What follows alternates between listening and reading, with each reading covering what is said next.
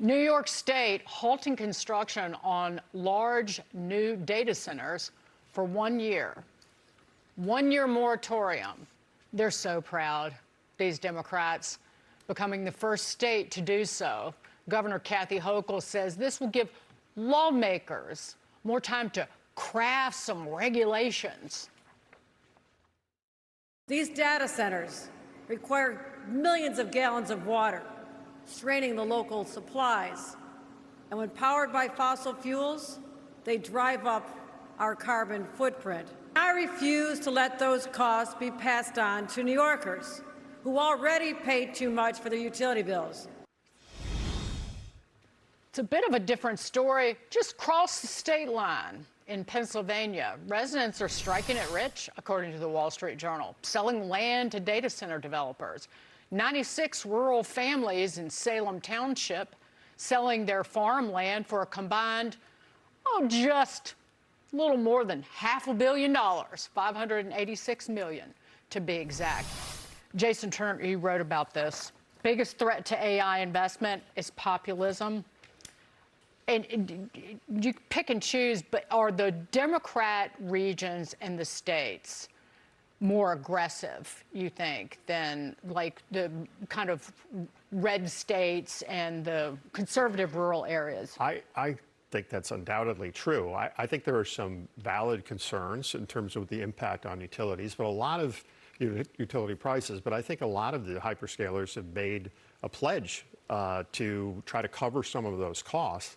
And I view this as highly regressive. This is it's a completely dumb policy on the part of New York. It reminds me a lot of fracking. I don't know if you remember, same thing happened where, you had a rural town in New York that stayed a rural town, and then 10 miles over in Pennsylvania, they have a Jaguar dealership, right? It's same basic town. It's just separated only by a state border. This is the future, but I also say, I don't want to be overly cynical, but this is kind of the way the game works in Washington. People say, well, it's an awfully nice company you got there. It'd be a shame if anything happened to it, right? And so now what happens, all of the hyperscalers are heavily involved in lobbying and in counteracting the regulatory machinery that's going against them. Can I ask you a question on that? In my opinion, they're not they might be doing the lobbying in D.C.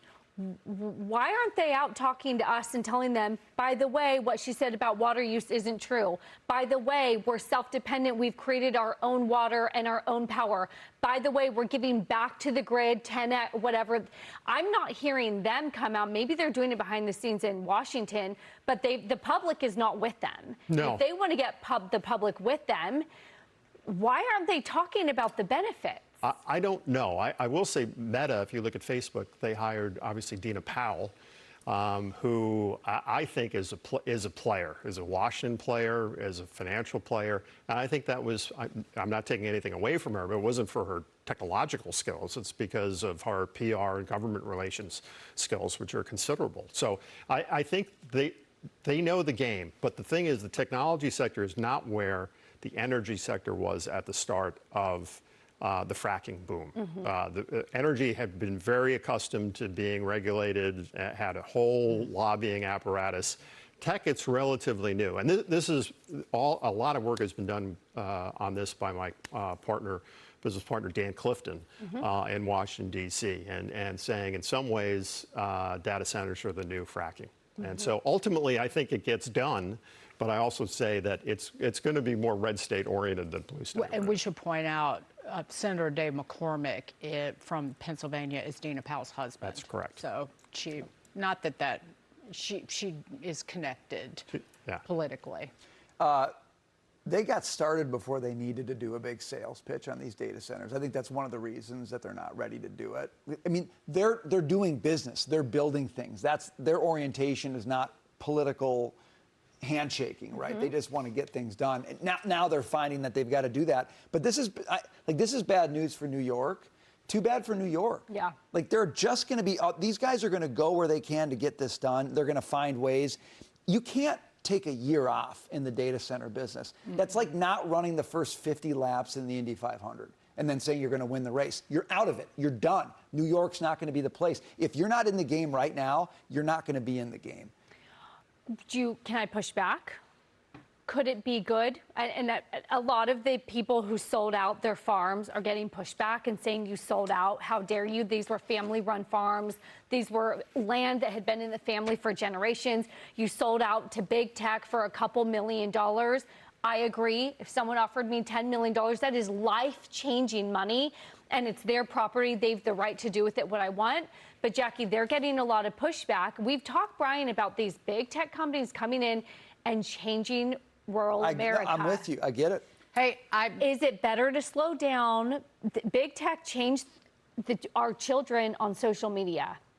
They're changing rural America. At some point, are we sure that New York loses by doing this? I'm just going to ask the question. Well, if you look at fracturing, we sure as hell did lose as a state with Andy Cuomo and the pipeline bans, and it actually hurt other states because they don't have access to the cheap natural gas from the shale formations in Pennsylvania. Just quickly, also to bring it back to Hochul and some of her disastrous policies. The problem is that there are headlines like this. I saw this one from 6 or 7 days ago. It's dated July 8th.